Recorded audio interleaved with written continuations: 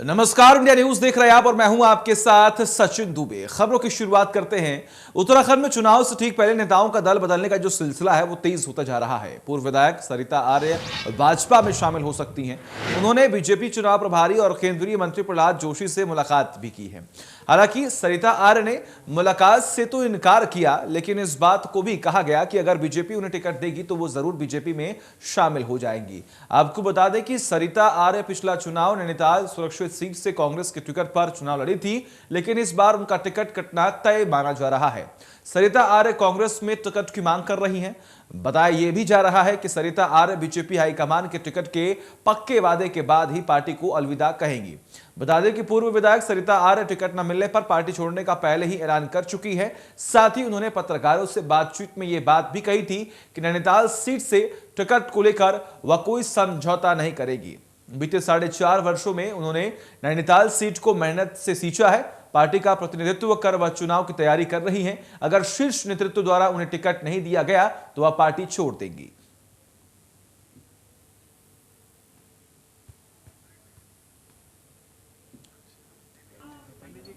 भी फिर अपने हित के लिए सोचने के लिए मजबूर हो जाएंगी। महिलाओं को रोकना मेरे लिए बड़ा मुश्किल हो रहा है इस समय।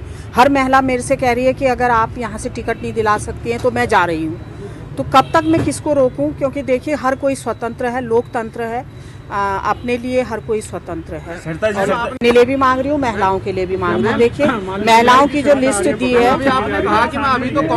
बीजेपी में जा सकती हैं आप? जी, बीजेपी अगर टिकट देती है तो आप बीजेपी में जाएंगी? हाँ, बिल्कुल जाऊंगी। कल आपकी क्या बातचीत हुई प्रहलाद जोशी? नहीं, ये तो देखिए, मेरी कोई अभी बातचीत नहीं हुई है। मैंने बातें रखी हैं, अपनी बातें मैसेज दिया है कि मैं एक कांग्रेस की सच्ची सिपाही की तरह अभी तक लगी हूँ। देखिए, मुझे अगर यहाँ से इग्नोर किया जाएगा तो फिर हम मजबूर हैं। अपने लिए हर कोई स्वतंत्र है। मेरी सारी बहनें स्वतंत्र हैं। मैं तो अपनी बहनों को भी कोई दबाव नहीं डालूंगी। हर कोई बहन स्वतंत्र है। अगर यहाँ से महिलाओं को इग्नोर किया जाएगा तो मेरी बहनें स्वतंत्र हैं।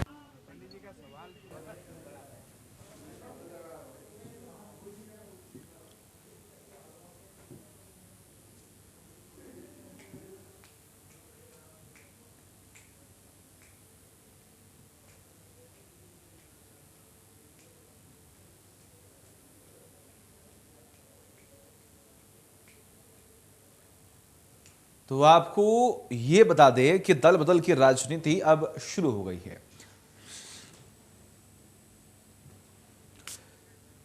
चुनाव नजदीक है और चुनाव नजदीक होने के बाद जो दल बदल की राजनीति है ये लगातार शुरू होती हुई दिखाई दे रही है। लेकिन विशेष तौर पर आपको बता दें कि अब जब एक विशेष सीट की बात हो रही है और वहां पर अगर कांग्रेस का एक बड़ा चेहरा अगर टूट रहा है तो कहीं ना कहीं कांग्रेस के लिए भी मुश्किलें बढ़ सकती हैं। हालांकि ये दावा भी किया जा रहा है कि अगर भारतीय जनता पार्टी के टिकट मिलेगा तो वो भाजपा का रुख करेंगी। लेकिन अब देखना यही है कि एक ऐसी उम्मीदवार जिससे जनता सपोर्ट कर रही है, जिसने जनता के हित में काम किया, अगर वो पार्टी से टूटकर दूसरे दल में जाता है तो क्या कांग्रेस के पास कोई विकल्प बचता है? क्या कांग्रेस उस कमी को पूरी करने में सक्षम है या फिर भाजपा इस मौके का फायदा उठाकर उस सीट पर अपना वर्चस्व मजबूत कर सकती है? डिबेट को ओपन करते हैं। हमारे साथ कुछ खास मेहमान जुड़े हुए हैं। सबसे पहले उनका तारुफ करा दूं। हनी पाठक जो कि बीजेपी का पक्ष रखेंगे। हनी पाठक जी, आपका बहुत बहुत स्वागत है। डॉक्टर प्रतिमा सिंह जी जुड़ी हुई हैं जो कि कांग्रेस का पक्ष रखेंगे। आपका भी बहुत बहुत स्वागत है प्रतिमा जी। और भावना पांडे जो कि अध्यक्ष है जेसीबी की, आपका भी बहुत बहुत स्वागत है। शुरुआत डॉक्टर प्रतिमा जी आपसे ही करते हैं जी। विशेष तौर पर सरिता आर्य ने इस बात का जिक्र किया है कि अगर मुझे इग्नोर किया गया या फिर इग्नोर किया जा रहा है तो मेरे पास विकल्प है, मैं उन विकल्पों पर विचार करूंगी और आगे बढ़ूंगी। क्या इससे आपको नुकसान होगा और अगर होगा तो आखिर आपके पास क्या विकल्प है? देखिए, पहली बात तो ये है कि किसी को भी पार्टी में इग्नोर नहीं किया जा रहा है। अगर किसी की तरफ से भी इस तरीके के बयान है तो मैं बिल्कुल उस बयान का समर्थन नहीं करती हूँ। सरिता आर्य जी प्रदेश कांग्रेस महिला कांग्रेस की अध्यक्ष हैं और विधायक रही हैं, पूर्व विधायक रही हैं। उन्होंने कांग्रेस पार्टी का जो साथ है वो उस वक्त पे दिया जब हम संघर्ष के दौर से गुजर रहे थे, जब लोकतंत्र की हत्या इस प्रदेश में हो गई थी, उस वक्त भी वो कांग्रेस के साथ ढाल बन के खड़ी थी। तो मुझे लगता है कि ये एक थोड़ा सा मिसकम्युनिकेशन था बड़े शीर्ष नेतृत्व के साथ, जो कि मैं आपको बताऊं अभी कि शाम को स्क्रीनिंग कमेटी के जो अध्यक्ष हैं अविनाश पांडे जी, उनसे उनकी वार्तालाप हो चुकी है और उनके जो भी उनके इश्यूज थे उसको उस पे बात करके और उसके समाधान की तरफ उन्हें आश्वस्त किया गया है कि पार्टी जरूर निष्कर्ष कोई ना कोई निकालेगी। अब रही बात दूसरी कि देखिए दिक्कत ये है कि हर व्यक्ति को टिकट नहीं दे सकती पार्टी। बहुत समझने की बात है ये, क्योंकि मैं खुद एक महिला हूं और मैं खुद लड़की हूं, लड़ सकती हूं का नारा बुलंद करती हूं। बट समझने की बात ये है कि जब पार्टी संघर्ष के वक्त से गुजर रही होती है, और प्रियंका गांधी जी ने भी इस बात को कहा है, तो हमें अपना जो अपना पर्सनल स्वार्थ है उसको पीछे रख करके पार्टी हित के बारे में सोचना होता है। और आज पार्टी के हित के बारे में जो भी व्यक्ति सोचेगा, मुझे लगता है थोड़ा से संयम की जरूरत है, उसका भविष्य बहुत उज्जवल है। तो ये जो भी एक्चुअली ये नैनीताल सीट को लेकर के जो भी दिक्कतें हुई हैं, वो आपको पता है कि किस तरीके से जो है पूर्व मंत्री, कैबिनेट मंत्री, उनके पुत्र की घर वापसी हुई है। तो थोड़ा सा एक मिसकम्युनिकेशन है इसमें और वो उसको रिजॉल्व करने की कोशिश की जा रही है। और सरिता आर्या जी कांग्रेस पार्टी की एक नींव है और बहुत वरिष्ठ नेत्री हैं, उनका सम्मान पार्टी ने हमेशा किया है और आगे भी करेंगी। तो मुझे लगता है ये बड़ी जल्दबाजी उनकी तरफ से थी, जिसपे शाम तक होते होते जब उनकी वार्तालाप वरिष्ठ नेताओं से हुई है तो थोड़ा सा एक मुझे लगता है कि एक माहौल चेंज हुआ है। अब वो इतनी गुस्सा नहीं है कि वो दूसरी पार्टी में जाने की बात करें। उन्होंने खुद शाम को ये कहा है कि संघर्ष करेंगी और अपने ही घर में रह के संघर्ष अपनी मांग के लिए और अपनी महिलाओं की मांग के लिए आगे करेंगी, बट अपनी ही पार्टी में रहेंगी। तो मुझे लगता है ये इसमें कोई गुरेज नहीं है। परिवार का कोई सदस्य अपने परिवार के मुखिया से ही जिद करता है और अपनी बातों को रखता है, तो मुझे इसमें कोई लगता नहीं। ठीक है, देखिए जिद करना एक अलग बात है, लेकिन अगर पार्टी से टूटकर दूसरे पार्टी में जाने की अगर उनकी सोच है या फिर वो सोच रही हैं, तो कहीं ना कहीं इस पर आपको भी विचार करना होगा, आला कमान को विचार करना होगा। हनी पाठक जी, आपके पास आता हूं मैं। आपने भी सुना किस तरीके से सरिता आर ने बयान दिया और ये बात भी जिक्र कई बार किया गया है, कहीं ना कहीं कांग्रेस जो महिलाओं को प्राथमिकता देकर महिलाओं को फ्रंट पर रखकर आगे बढ़ रही है। नारा भी आपने सुना है, लड़की हूं, लड़ सकती हूं। लेकिन अगर महिलाएं ही पार्टी से खफा होंगी तो आखिर कैसे कांग्रेस के लिए मुश्किलें बढ़ेंगी और भारतीय जनता पार्टी को कितना फायदा पहुंचेगा? देखिए ऐसा है, मैं प्रतिमा जी की बात को बड़े धैर्यपूर्वक सुन रही थी कि उनका ये नारा भी काफी सुना है मैंने कि लड़की हूं, लड़ सकती हूं। अभी इन्होंने काफी महिलाओं को टिकट भी दिया है, तो ये खुद देखें इनके शीर्ष उसमें क्या तय होता है और ये क्या देती हैं सरिता आर्य जी को, ये क्या नहीं देती वो इनका मैटर है, इनको खुद सलटने दे। मैं इसमें ज्यादा इंटरेस्ट नहीं लेना चाहती। हमारे यहाँ पार्टी में बहुत सारे नेता हैं जो ऑलरेडी टिकट के लिए काफी इंतजार कर रहे हैं और टिकट लेने के इंतजार में खड़े हैं। पहले अपने ही देख लें और उसके बाद लोग काफी हैं, टिकट कम है, उस हिसाब से तो अपने ही पार्टी के लोगों को पहले हम लोग ध्यान में रखेंगे, फिर उसके बाद शीर्ष नेता क्या तय करते हैं वो देखा जाएगा। और इनकी पार्टी में किसको टिकट मिल रहा है, किसको टिकट नहीं मिल रहा, कौन आ रहा कौन नहीं आ रहा, इसको सोचने के लिए हम लोगों के पास इतना वो नहीं है, वक्त नहीं है, दिमाग नहीं है। देखा जाएगा क्या आगे पार्टी देखती है इनकी, क्या नहीं देखती है। उस मैटर में मैं ज्यादा घुसना पसंद नहीं करती। वो प्रतिमा जी ने खुद ही देख लिया कि वो नाराज थी, मान गई, वो सारी बात प्रतिमा दीदी ने खुद ही रख दी है। वो इनका मैटर है, वो देख लेंगे। लेकिन आर्य जी ने कहा है ना कि अगर भारतीय जनता पार्टी मुझे टिकट देगी तो मैं जरूर सोचूंगा कि मैं भाजपा को ज्वाइन करूं।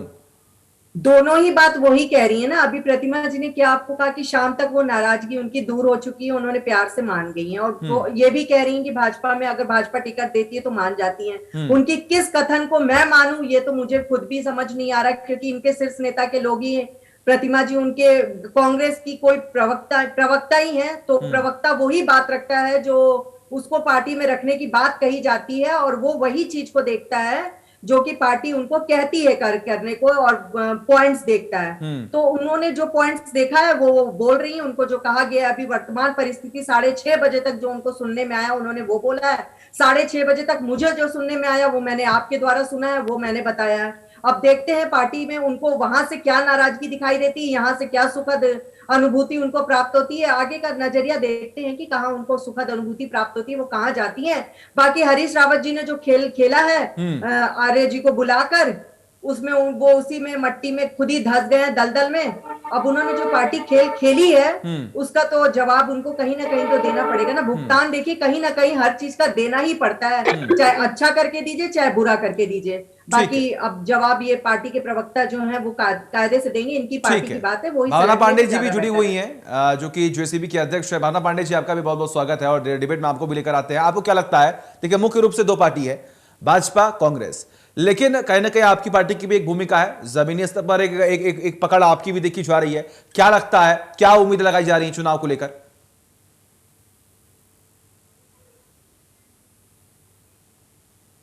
भावना पांडे जी, आपको मेरी आवाज मिल रही है? जी सुनाई दे रही है। जी, सवाल सुना आपने मेरा? नहीं, बीच में डिस्टर्ब हो गया था कुछ। जी, सवाल मेरा यहाँ पर यह है कि देखिए मुख्य रूप से भाजपा और कांग्रेस मुख्य रूप से दो पार्टियां हैं उत्तराखंड में, लेकिन आपकी पार्टी भी है, जमीनी स्तर पर एक पकड़ आपका भी है। क्या लगता है चुनाव में किसकी ओर रुख होगा, जनता क्या चाह रही है? क्योंकि देखिए कांग्रेस में महिलाओं को लेकर आगे काम किया जा रहा है, लेकिन महिला जो नेता है वही लगातार नाराज दिख रही है। आज की तारीख में जनता देखिए इन दलबदलू नेताओं और ब्लैकमेल नेताओं से परेशान हो गई है। अभी आप देखिए सरिता जी की बात करें, इनके साथ इतना बड़ा धोखा हुआ। अगर ये चाहती तो उस वक्त करोड़ों रुपए ले लेती, बिक जाती। मगर इन्होंने कांग्रेस पार्टी का साथ दिया। मगर आज कांग्रेस ने जो धोखा दिया सरिता जी को, बहुत दुखद है। और मैं कहना चाहती हूँ, प्रियंका गांधी कहती लड़की हूँ लड़ सकती हूँ, बहुत अच्छी बात है, मगर बड़े लेट हो गया प्रियंका जी के लिए। तो धोखा तो मैंने प्रियंका गांधी को भी दिया। आप देखिए 50 साल की उम्र तक अभी तक उनको लोकसभा में लड़ाया कभी। और कांग्रेस पार्टी के भाजपा सभी महिलाओं के साथ अन्याय करते हैं। जब वो अपनी बेटी के साथ जब कांग्रेस खत्म होगी उत्तर प्रदेश में, तो सब कहते हैं कि 40% महिलाओं को टिकट देंगे। और तो अब जब उनके पास कोई कैंडिडेट तो है नहीं यूपी में, तो इससे 40 क्या 100% महिलाएं, सारे लोग तो चलेंगे समाजवादी पार्टी में, बसपा में, बीजेपी में, कांग्रेस में खत्म हो गई उत्तर प्रदेश में। तो इसलिए आज 40% जो अब कोई नहीं मिला तो महिलाओं द्वारा, तो मैं कहती हूँ 40% महिलाएं उत्तराखंड में नहीं लड़ाते। मैं प्रदेश कांग्रेस की अध्यक्ष जो सरिता जी परेशान है और आज पूरे संगठन को जला रही है और उनकी महिलाओं को टिकट दी जा रही है और उनको सिर्फ नारा दिया जाता है, गोली दी जाती है। और अभी सब महिलाओं को फोन किया जा रहा है कि हम आपको टिकट दे लास्ट मोमेंट की कांग्रेस टिकट डिक्लेयर करेगी 23 तारीख को। मगर इतना बता दो कि आज उत्तराखंड की जनता सब देख रही है, सब समझ रही है, भाजपा को भी कांग्रेस को भी। भाजपा वाले बड़े खुश हो रहे कांग्रेस वालों को लेकर, कांग्रेस वाले बड़े खुश हो रहे भाजपा वालों को लेकर। मैं इनको कहना चाहती हूँ कि मैंने जो जनता कैबिनेट पार्टी बनाई है वो उत्तराखंड के लिए बनाई है और उत्तराखंड की युवाओं के लिए बनाई है और महिलाओं के लिए बनाई है।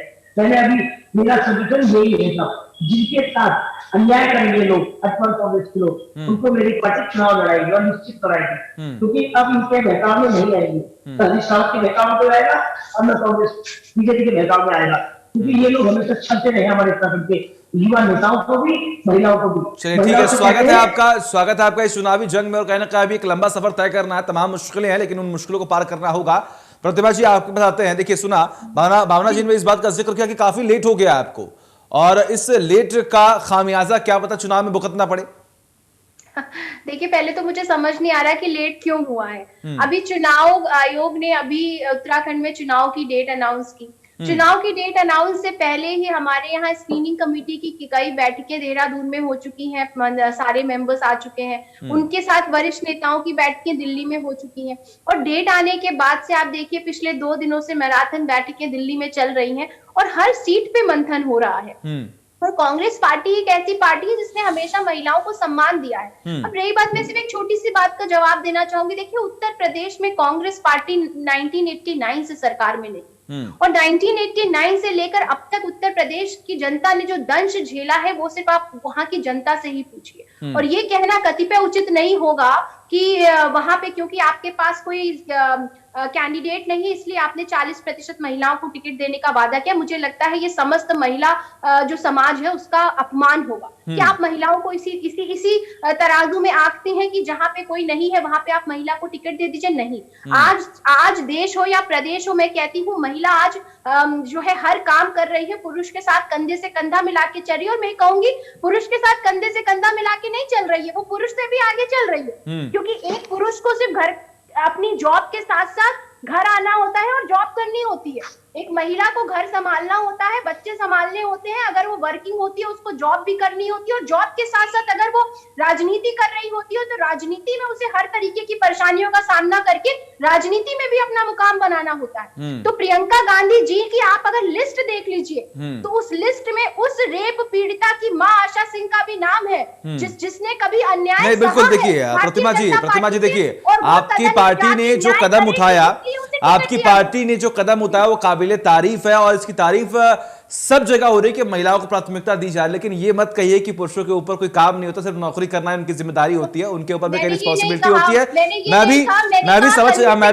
मैं भी समझता हूं कि अगर कितनी रिस्पॉन्सिबिलिटी महिला के ऊपर होती है, लेकिन ये कहना कि पुरुषों के ऊपर रिस्पॉन्सिबिलिटी नहीं होती है शायद ये गलत है। ठीक है, सचिन जी, मेरा वो मतलब नहीं था। मैंने कहा कि हम महिलाएं पुरुष के साथ सिर्फ कंधे से कंधा नहीं मिलाती, उनसे आगे जाकर बिल्कुल आगे बढ़े मैम, आगे बढ़े। हम भी चाहते हैं कि महिलाएं शिखर पर पहुंचे, आगे बढ़े। सचिन जी, क्या आप घर में आकर के चाय बना के पीते हैं? ठीक है, घर आकर के चाय बना के अपनी वाइफ को पिलाते हैं कभी? ठीक है, बिल्कुल पिलाऊंगा मैम, बिल्कुल पिलाऊंगा, ये मेरी जिम्मेदारी है, बिल्कुल पिलाऊंगा। हनी जी बात करें, बताएं।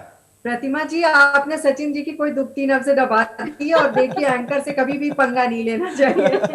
हनी जी बताएं। देखिए ऐसा है, डिबेट का तो मोड़ ही घूम गया है सचिन जी। ऐसा मैं बोलूंगी कि चलिए मैं मानती हूँ कि महिलाओं को आगे रखना चाहिए, जो भी होना चाहिए, लेकिन प्रतिमा जी ये कदम जो कहा गया भावना जी द्वारा, भावना जी ने बहुत अच्छी अच्छी बातें बोली महिलाओं को लेके, लेकिन उनकी एक सेंटेंस गलत हो गया कि और लोगों के पास अगर वो टिकट देने के लिए कैंडिडेट नहीं थे तो महिलाओं को आगे रखा गया। दीदी भावना दीदी, देखिए ऐसा है कि महिलाएं कहीं ऐसी जगह स्टैंड नहीं करती कि कोई दावेदार नहीं था तो महिलाओं को आगे रख दिया गया, क्योंकि एक कहावत है और एक कथा भी है भावना जी की सावरिया के 56 भोग भी रख दीजिए तो एक तुलसी उसके ऊपर भारी पड़ती है। तो महिला वो कदम रखती है कि एक तुलसी रख दीजिए और 56 भोग रख दीजिए तो वो तुलसी भारी पड़ जाती है। और दूसरा मैं सचिन जी ये कहना चाहूंगी कि जो बात सरिता आर्य जी, हम लोग डिबेट के मुद्दे पर आते हैं, सरिता आर्य जी की जहां तक बात है तो सिर्फ वो बात यही तक ये रहेगी कि उनको एक झांसा देकर यशपाल आर्य जी को हरीश रावत जी ने पार्टी में अपने बुलाया कि मैं एक दलित व्यक्ति को मुख्यमंत्री के रूप में देखना चाहता हूं। यशपाल आर्य जी जो कि महत्वाकांक्षा एक व्यक्ति होती है, एक अति महत्वाकांक्षी होते हैं, तो यशपाल आर्य जी शायद अति महत्वाकांक्षा में कि शायद मैं ही मुख्यमंत्री के रूप में हो जाऊंगा, उस पार्टी में चले गए। और आज उनको बुलाना हरीश रावत जी के लिए गले की फांसी का फंदे के रूप में हो गया, जो कि एक महिला को इग्नोर किया जा रहा है इनकी पार्टी में। और आगे शायद ये काफी बड़ी पास हो सकती है। और जो कि प्रियंका गांधी जी ने महिलाओं को इतना आगे बढ़ाने का सोचा है, वो उनके हरीश रावत जी के एक कदम से वो प्रॉब्लम इनके पार्टी को, प्रतिमा जी कहीं माने या आप ना माने, लेकिन महिलाओं के रूप में आज आपको इसका खामियाजा उत्तराखंड में शायद भुगतना पड़ सकता है, क्योंकि हर जगह आप लोग महिलाओं को अगर आगे बढ़ाने की बात कर रहे हो तो एक महिला शायद आपके ऊपर वही सावरिया के 56 भोग वाली बात आ जाती है। बिल्कुल और प्रतिमा जी देखिए, कुछ दिनों पहले हमने देखा था किस तरीके से तमाम बयानबाजी भी हो रही थी, अंतरकला को लेकर बातें सामने आ रही थी कि कांग्रेस पार्टी में अंतरकला है, वहां पर मुख्यमंत्री के चेहरे को लेकर भी जंग जो है वो छुड़ी हुई है। तो क्या लगता है इन तमाम चीजों को लेकर जो सुर्खियां लगातार बटोरी जा रही है, इससे नुकसान होगा कांग्रेस को? बिल्कुल होगा, बिल्कुल होगा। मुझे लगता है कि मुझे ऐसा नहीं लगता कि कांग्रेस पार्टी को, देखिए आपस में अगर किसी व्यक्ति को अगर पार्टी में अपनी बात रखनी है तो मैं उसे ये नहीं कहूंगी कि क्योंकि कोई व्यक्ति पार्टी में अपनी बात रख रहा है तो वो अंतःकलह का एक प्रतीक है। नहीं, अपनी बात रखने का सबको अधिकार है, क्योंकि जब तक आप बात रखेंगे नहीं तब तक आपकी जो दिक्कतें हैं उनका पता आला कमान को नहीं चलेगा और उस पर कोई निष्कर्ष नहीं निकलेगा। हमें बिल्कुल, मैं इस बात से सहमत हूँ कि जो अभी भारतीय जनता पार्टी के प्रवक्ता ने कहा कि बिल्कुल कभी कभी ऐसा होता है कि जो एक महिला का सम्मान और अपमान बहुत बड़ी चीज बन जाती है। बट मैं ये आश्वस्त करती हूँ आपके चैनल के माध्यम से देवभूमि की जनता को कि सरिता आर्या जी का जो सम्मान है, जो स्वाभिमान है, उस पर कभी भी चोट नहीं आएगी, ना ही कभी चोट आने दी है कांग्रेस पार्टी ने। कांग्रेस पार्टी हमेशा महिलाओं का सम्मान करती है और इसके मैं कई सारे एग्जाम्पल आपको दे सकती हूँ। पर मुझे लगता है हम डिबेट पे ही रहे, तो मैं बस एक बात आपको बताना चाहती हूँ दर्शकों को कि आने वाले वक्त में 1-2 दिनों में आपके सामने स्पष्ट हो जाएगा कि किस तरीके से सरिता आर्या जी के मन में जो एक मिसकम्युनिकेशन की वजह से गुस्सा था, वो अभी तक शाम तक तो शांत हो ही गया है और वो कहीं भी नहीं जा रही हैं। वो कांग्रेस पार्टी की एक मजबूत सिपाही है और कांग्रेस पार्टी में ही काम करेंगी और कांग्रेस पार्टी में ही उनका सम्मान बरकरार रखा जाएगा, ये मैं आपको आश्वस्त करती हूं। चलिए ठीक है, आप सभी का बहुत बहुत शुक्रिया और उम्मीद यही करते हैं कि कहीं ना कहीं जो पार्टी लगातार दावे कर रही है कि हम भारतीय जनता पार्टी को टक्कर दे सकते हैं, तो हम भी यही उम्मीद करते हैं कि एक विपक्ष अगर मजबूत है तो कहीं ना कहीं चुनाव लड़ने में अच्छा होगा और जनता भी सोच समझ कर किसी को चुनेगी। बहुत बहुत शुक्रिया आप तीनों का। हरि पाठक जी आपका बहुत बहुत शुक्रिया, डॉक्टर प्रतिमा जी आपका भी बहुत बहुत शुक्रिया और भावना पांडे जी आपका भी बहुत बहुत शुक्रिया अपना कीमती वक्त देने के लिए। एक छोटा सा ब्रेक।